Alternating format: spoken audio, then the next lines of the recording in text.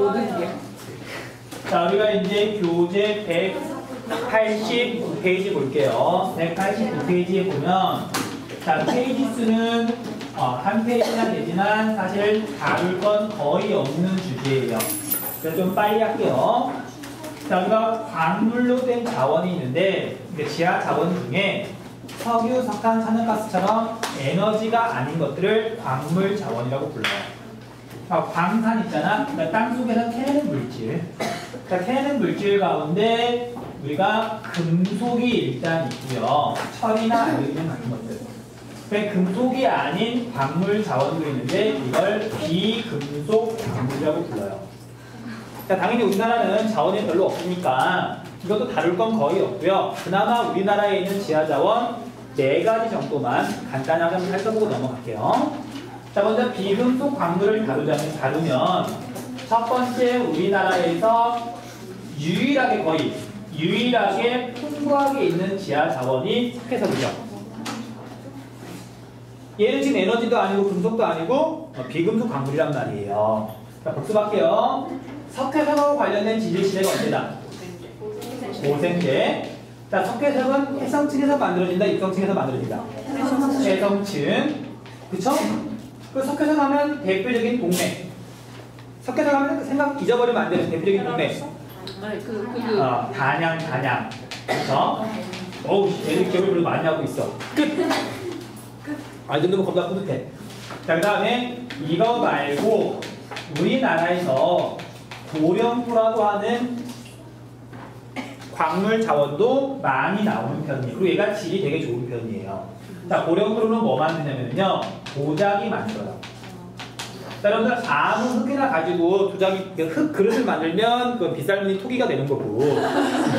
그럼 도자기 만드는 건 좀 다르잖아요. 우리나라 도자기가 질이 좋잖아. 고령토가 좋아서 그런 거예요. 그 다음 도자기만 만드는 게 아니라 얘는 벽돌도 만드는데 평범한 벽돌이 아니라 내화 벽돌이라 그래요. 내화. 돌에 인내, 견디는 벽돌. 그러니까 불이 났을 때 피해를 좀 줄여주는 그런 벽돌을 만드는 게 내화 벽돌, 고령토로 만든다 그래요. 이 정도만 체크하고 넘어가시면 되고요. 자, 금속도 우리나라에 그나마 좀 나오는 게 2가지가 있어요. 금속. 쇳덩어리. 첫 번째는 철광석. 우리나라에서 실제로 지금 철광석을 생산하고 있어요. 실제로 양은 작지만. 그 다음 2번째로 텅스텐이라고 하는 금속도 우리나라에서 생산하고 있는 중이에요. 뭐 불이나 그런 건 없고 딱 2가지만 체크하시면 돼요. 자, 우리가 이제 지리다 보니까 대표적인 동네 이름 적어줄게요. 철광석은 어디서 나오냐면요. 양양이라고 하는 동네에서 나와요. 양양. 강원도 양양이에요. 이름 귀엽다. 양양군이 있어요. 강릉 위에. 양양 솔비치. 자, 그 다음에 텅스텐은 상동이라고 하는 동네에서 나오는데 우리 교재에도 상동이라고 되어 있을 건데 상동은 지도에서 아무리 찾아봤자 나오진 않고 영월군 상동읍이에요. 자, 영월은 이름 들어본 적 있죠? 네. 자, 우리가 지역 찾기 문제가 나오면 이런 부분도 나올 수가 있으니까 체크를 좀 해줄게요. 자, 우리가 영월이 유명한 거, 뭘 유명할까? 보리밥. 네? 보리밥이래. 보리밥? 자, 우리 꽃감. 먹는 걸로 하는. 먹는 거 말고 여기 강원도에서 먹을 건 별로 없어요. 자, 우리 지형 중에 한반도를 닮은 지형 혹시 기억나요? 본 적 있어요? 가본 적 있어. 자, 그게 영월에 있어요. 자, 대보름이? 자, 그냥 영월은 강원도 영월인데 얘가 뭘로 유명하냐면요. 영월에 가면 봉강이라고 하는 강이 있거든요. 래프팅을 제일 많이 하는 동네예요. 감이 공유하천이에요. 여기 방크. 네. 빨리 정리 안 해? 너무 많습니다. 하세요. 야, 너는 자리를 바꿨으면 좀 뒤로 좀 가지. 어? 여기서 여기로 이동하냐? 9번 얘 그 자리들 위에 그대로인데. 얘는 괜찮아 그래도. 자, 그 다음에 양양은 혹시 모르니까 그냥 체크만 좀 해줄게요. 자, 송이버섯으로 유명한 동네가 양양이고요. 가을에 송이버섯 축제가 열리는 곳이에요. 송이버섯. 축제요? 그러니까 우리나라의 지역 축제가 900개가 넘어요. 그러니까 여러분들이 상상하는 모든 축제가 다 있다고 보시면 돼요. 축제는 뭐야 대체? 그 다음에 우리 양양에 가면 다음 시간에 공부를 하겠지만 수력 발전기에 양수식 수력 발전소가 있어요. 자, 수력 발전이 방법이 여러 가지가 있는데 그 중에 시험에 나오는 방법이에요. 양양 일단 적어만 두세요. 얘가 시험에 직접 나올 가능성은 없지만 일단 양수식 발전소가 있으니까. 자, 이렇게 정리하고 광물 자원은 넘어갈게요. 자, 페이지 넘겨서 몇 페이지 보시면 되냐면요. 191페이지.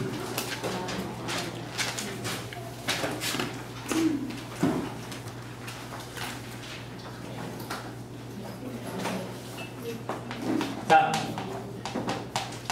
우리나라에 있는 자원, 또 우리가 지금 자원 때문에 겪는 여러 가지 문제들이 있는데 이건 그냥 도덕 수준의 문제예요. 또는 뭐 초등학교 수준의 문제예요. 그래서 이걸 직접 물어보진 않는데 아무튼 정리할게요.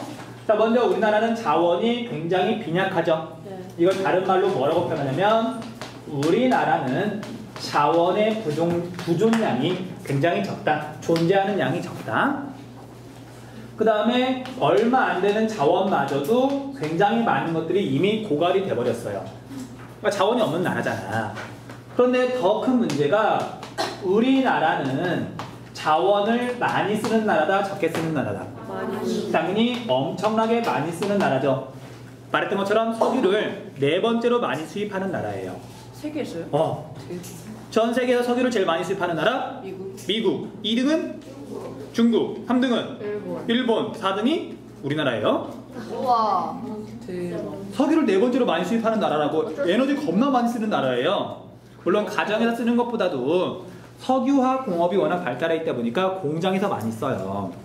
근데 이제 더 중요한 건 이 에너지를 많이 소비하고 있는데 에너지 소비 증가율 있죠. 이것도 굉장히 높아요. 많이 쓰고 있는데 계속 더 쓰고 있는 중이에요.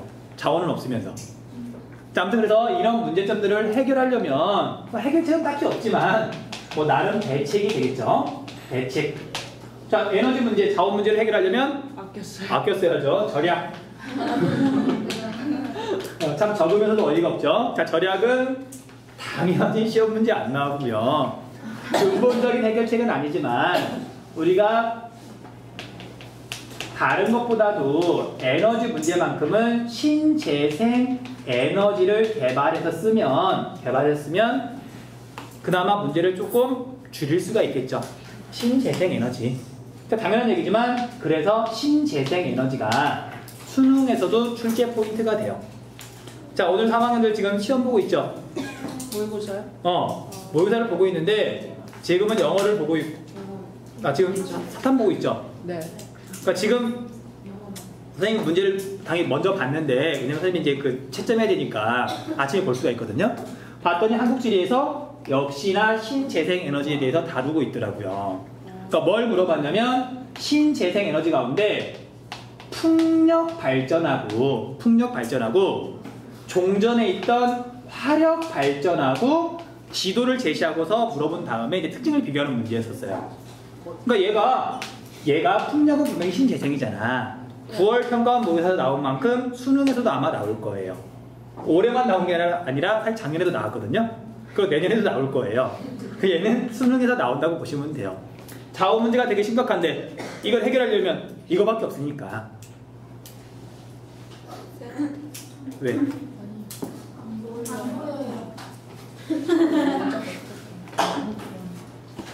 아니 안 돌려도 돼. 이제 저쪽으로 가서 필기하려고 그러는데. 다시 돌릴게요. 그래. 나는 신재생 에너지 체크를 좀 할게요. 풍력과 화력 써야 돼요? 예? 아니요. 이번 얘네들이 보고 있는 시험 문제 중에 그런 문제가 나왔다고. 어떤 문제? 모의고사. 그냥 문제가 풍력 발전하는 곳을 지도에서 표시를 하고 얘를 가라 그런 거예요. 거기는 어디가 표시가 되어 있냐면 당연히 대관령이 표시가 돼 있고 제주도 지역이 표시가 돼 있고. 그다음에 화력발전소는 다음 시간에 위치 이렇게 좀 설명을 할 건데 화력발전소도 위치가 표시가 돼 있고. 그럼 풍력하고 화력하고 이제 비교를 한 거죠.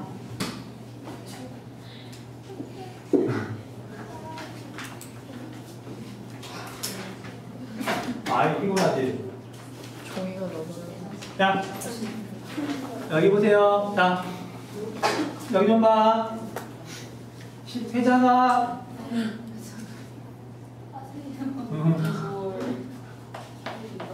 자, 신재생 에너지는 수능에서 거의 100%가 출제되는 중요한 주제예요.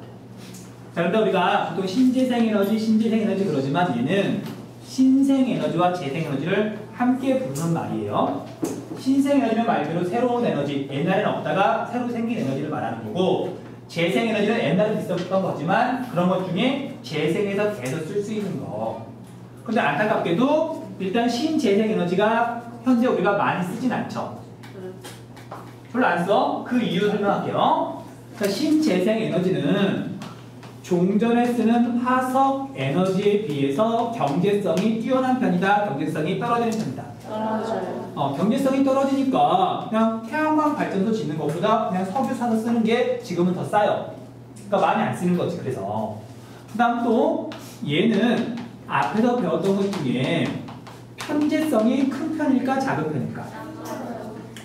자, 이건 편재성이 큰 편이에요. 자, 바람은 어디서나 불지만 경제성이 뭐예요? 한쪽으로 몰리. 경제성? 편재성? 편식, 편파, 편점, 편해. 무슨 뜻이죠? 한쪽으로. 한쪽으로 치우쳐 있다. 편재성은 얘가 골고루 퍼져 있다는 말의 반대말이에요. 한쪽에만 치우쳐 있다는 뜻이야. 그래서 우리가 바람은 어디서나 불어요. 근데 문제는 풍력 발전을 할 수 있을 만큼 바람이 세게 부는 곳은 그래서 실제로 풍력 발전을 하는 곳은 굉장히 드물잖아요.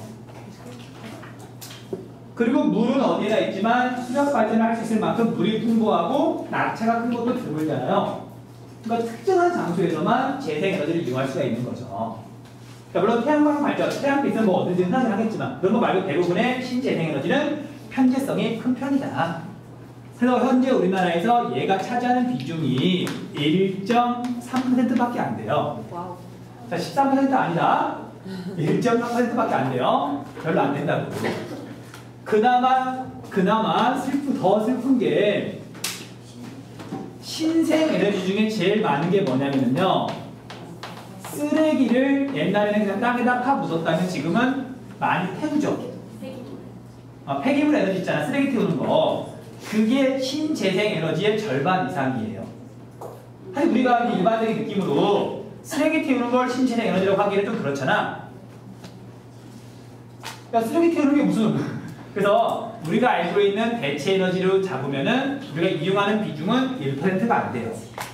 그러니까 우리나라는 그런 에너지를 거의 이용하지 않는 거죠.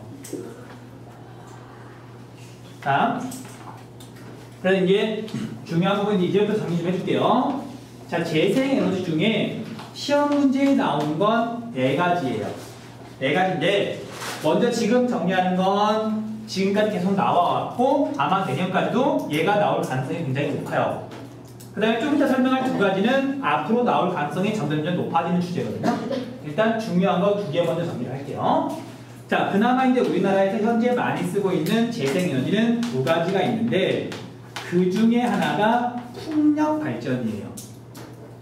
자, 우리 대관령을 가건 뭐 제주도를 가건 풍력 발전소를 볼 수가 있잖아.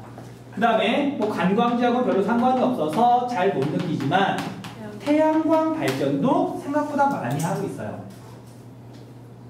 이 2가지가 일단 상대적으로 많이 하고 있다는 거. 자, 이제 이거에 대해서 본격적으로 이야기하기 전에 자, 우리가 수력 발전 있죠. 수력 발전하고 풍력 발전하고 태양광 발전하고 이렇게 생산하는 전기량을 이렇게 비교해 보면 어느 쪽이 제일 많을까? 자, 얘네들은 재생에너지. 얘는 옛날부터 하던 거. 커다란 것도 굉장히 많고.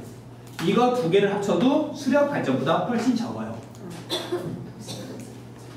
그러니까 일단 우리가 지금 배우는 재생에너지는 양이 일단 굉장히 적다는 거 머릿속에 좀 담아두세요.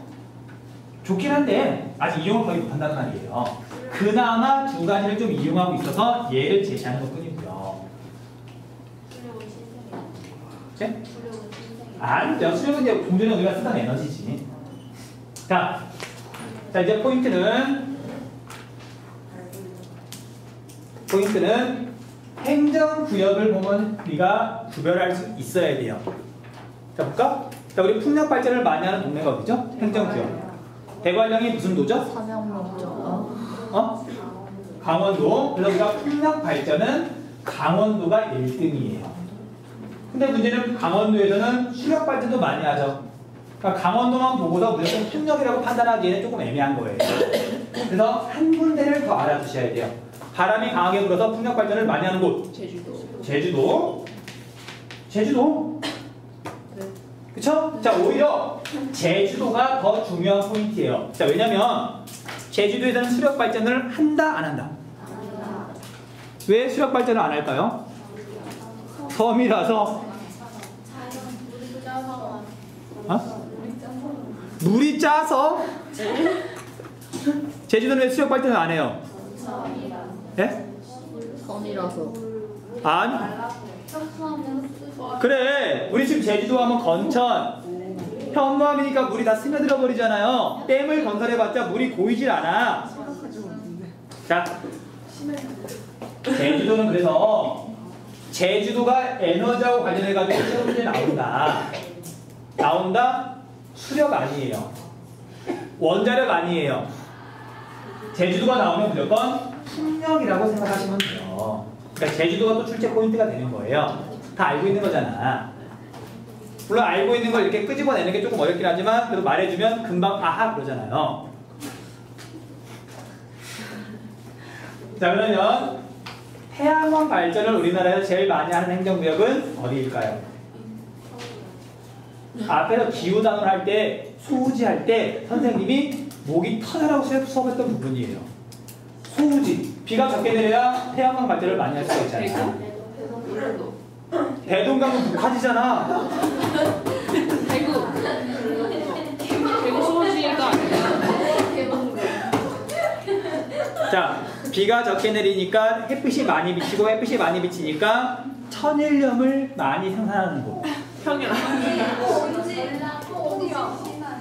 그쵸? 이제 애들이 답이 나오고 있어. 대단해. 자, 전라도 중에서도 전라남도 우리 신안 일대 있잖아요. 그러니까 전라남도 지역이 해안가 지역으로 비가 적게 내린다고 그랬었잖아요. 목포, 신안 천일염. 기억나요? 그래서 거기에서 태양광 발전을 되게 많이 해요. 그 신재생에너지가 나왔는데 어떤 문제가 신재생에너지야? 재생에너지야? 근데 전라남도가 1등이에요. 그러면 무조건 태양광이에요. 이 두 가지만 포인트를 잘 잡아놓으면 수능에서도 한 문제 거저받고 들어가는 거예요. 이거 100% 출제가 돼요. 그러면 이제 얘랑 다른 거랑 비교를 해. 예를 들면 이런 식이에요. 아까 풍력이랑 화력이랑 이렇게 지금 비교했다 그랬잖아요. 두 발전 양식 중에 기후의 영향을 더 많이 받는 건 풍력. 그런 식의 문제가 나온단 말이에요. 이것만 구별하고 나면 쉽게 판단할 수 있는 문제들이 나오니까 이거 일단 기억을 잘 하고 있으셔야 돼요. 자, 이거 정말 꼭 나오는 주제예요. 넘어갈게요. 자, 이제 대표적인 건 풍력하고 태양광 말고요. 얘도 이제 시험 문제에 나올 가능성이 높아요. 자, 여러분들 바다에서 하는 것 중에 조력 발전이라고 있고 그 다음에 말이 비슷해서 헷갈리지만 어쨌든 조류 발전이라는 것도 있어요. 혹시 기억나세요? 조력 발전과 조류 발전? 이미 설명 다 했었죠? 자, 조력 발전은 밀물과 썰물의 높이 차이. 방부제를 건설해놓고 어쨌든 높이 차이를 이용해가지고 전력을 생산한다. 대표적인 동네 한 군데만 알고 있으면 돼요. 어디? 시화호.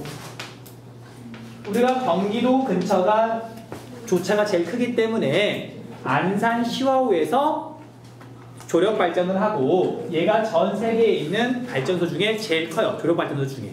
그러니까 얘도 시험 문제에 나올 가능성이 있는 거죠.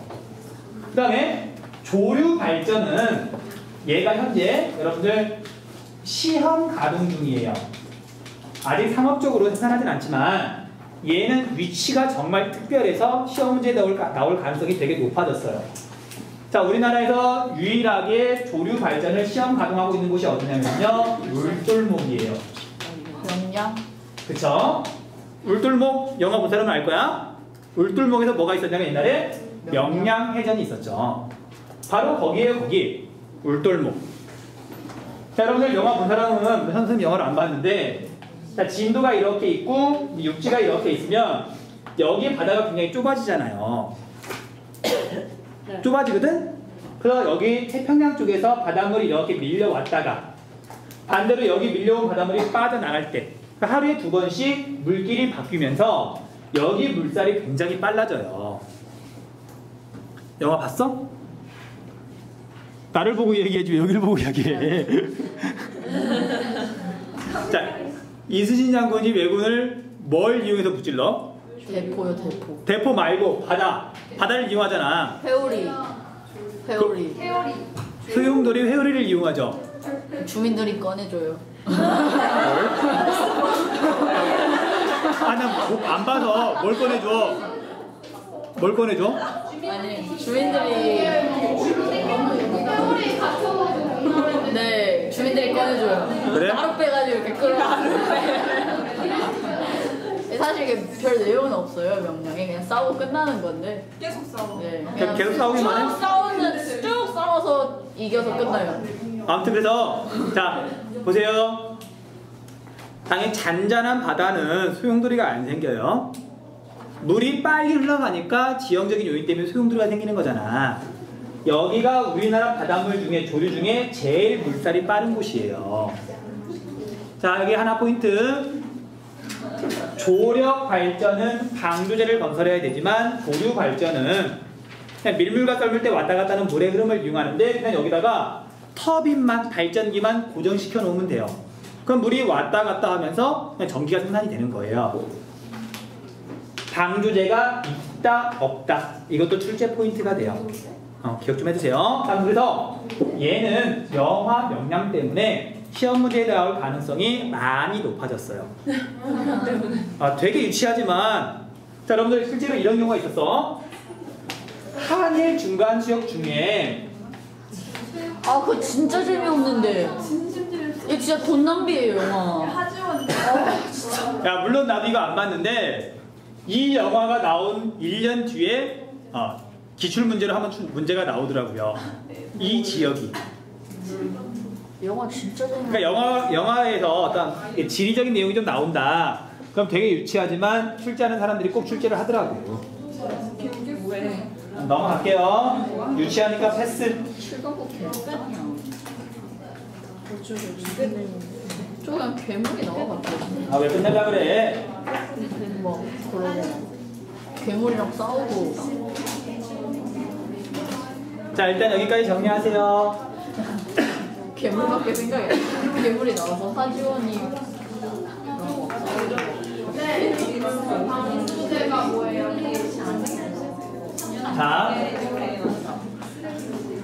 자, 여기 한번 보세요.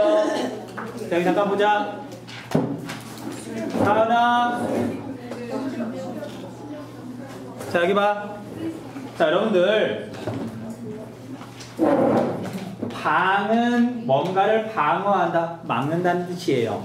그 다음에 뒤에 끝에 붙어있는 제는 제방, 뚝이라는 얘기예요. 그래서 방 무슨 제 중에 첫 번째 방파제라는 게 있어요. 방파제가 뭐지? 파도를 막기 위한 제방. 여러분들 항구에 가서 보면은 육지가 이렇게 있으면 여기다 곧바로 배를 대는 게 아니라 파도가 세게 치면 얘가 이제 흔들리거나 그러면서 망가질 수 있으니까 항구에 가면 이런 식으로 콘크리트로, 시멘트로 커다란 구조물을 만들죠. 그 이 안에 배를 이렇게 놔두잖아. 이게 방파제예요. 파도를 막기 위한 거. 그 다음에 조류라는 게 있는데 조류를 막기 위한 게 방조제예요. 조류. 자, 그래서 예를 들면 지형이 이렇게 생겼어요. 이쪽이 육지고 이쪽이 바다인데 밀물 때는 바닷물이 이렇게 밀려 들어오고 썰물 때는 바닷물이 이렇게 빠져나가죠. 이렇게 밀물과 썰물 때문에 왔다 갔다 하는 물의 흐름을 조류라 그래요. 이 조류를 막기 위해서 여기다가 이렇게 뚝을 쌓을 수도 있겠죠. 이런 걸 방조제라 그래요. 어렵게 생각하지 말고요. 바닷물을 막기 위한 뚝을 방조제라 그래요. 방조제. 근데요 바닷가에 이렇게 세모? 예. 발생 그거 뭐예요? 그 방파제지 방파제. 쟤는 뭐예요? 그러니까 그거 쟤도 세. 이제 이 그림을 이제 이렇게 그렸지만, 그러니까 이렇게 지금 방주지를 만들어놨는데 지금 이쪽에 계속 이제 파도가 칠 거 아니야. 그럼 여기가 침식이 일어나가지고 이 뚝이 무너질 수도 있어요. 그 파랑의 힘을 약하게 만들기 위해서 그 산발이같이 생긴 거, 그 별처럼 생긴 거 있잖아요. 그걸 이제 여기에다가 쭉 깔아놓는 거지. 파도가 약해지라고. 어? 근데 왜 그 모양을 수민이 먹었어요?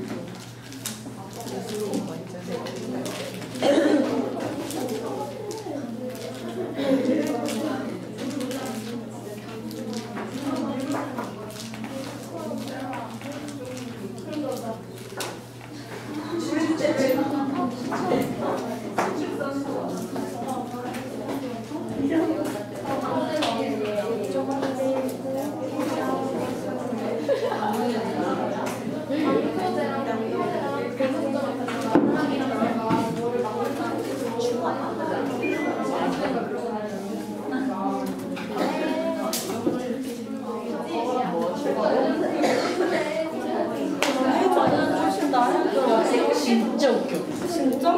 자, 진짜. 이야기 그만. 이야기 그만.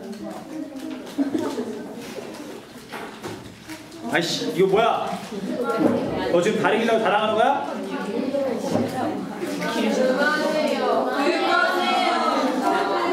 자, 여기 봐. 여기 봐. 자, 우리가 2학기가 짧아요. 짧고 시험이 10월 6일부터잖아.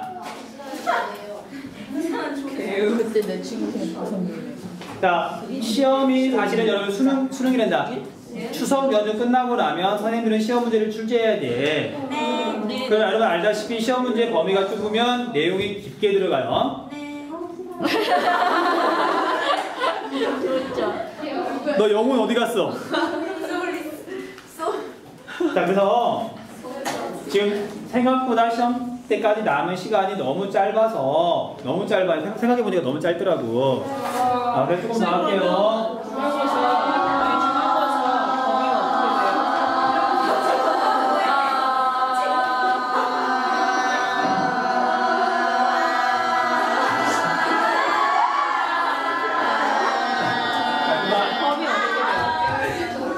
다 이거 녹화하는 거 아니야? 네, 이제 편집할 거 많네요. 중간 거 완전 틀렸어, 막 이런 거.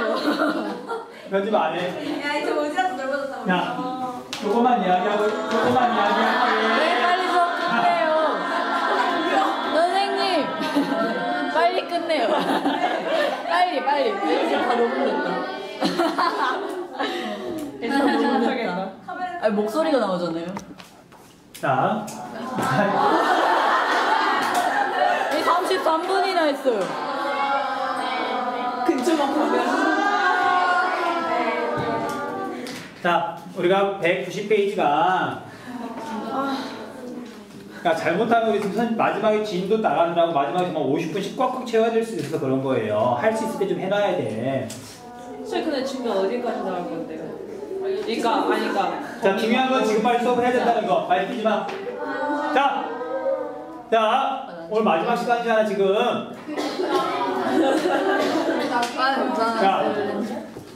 자, 물론 여러분들은 당연히 모르는 사실이지만 선생님 오늘 수업이 4시간이고 하루 종일 지금 그 남아있는 시간 동안 계속 3학년들 OMR 사진 돌리느라고 선생님 지금 아침 7시 반부터 지금까지 지금 조금도 못 쉬었어. 그럼에도 불구하고 그럼에도 불구하고 지금 수업을 하려고 하는 이유가 사실 그만큼 지금 시간이 모자라서 그런 거야. 자, 조금만 더 할게요. 자, 에너지 자원은 물론 눈에 보이는 건 아니지만 우리가 살아가는 데서 굉장히 중요하잖아요. 네. 그리고 무엇보다 자원이 부족하다 그런 말은 할 체감이 잘 안 되지만 우리가 올 여름에도 그랬지만 해마다 또는 겨울마다 전력난이 심각하다. 뭐 블랙아웃이 일어날지도 모른다. 안 듣고 있어요.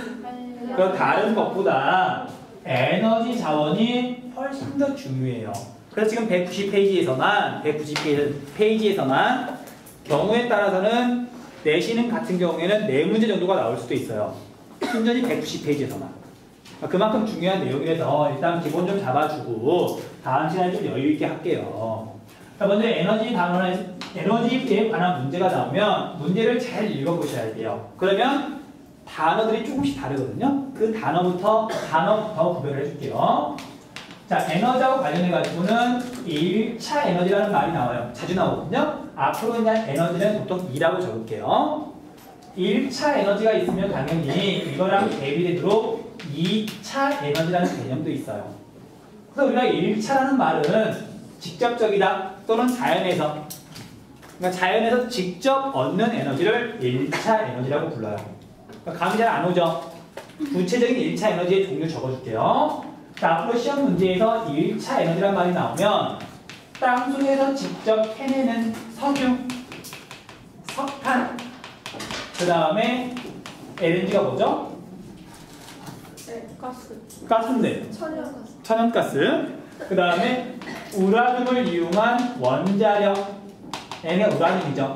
그 다음에 물을 이용하는 수력, 이 5가지를 1차 에너지라고 불러요.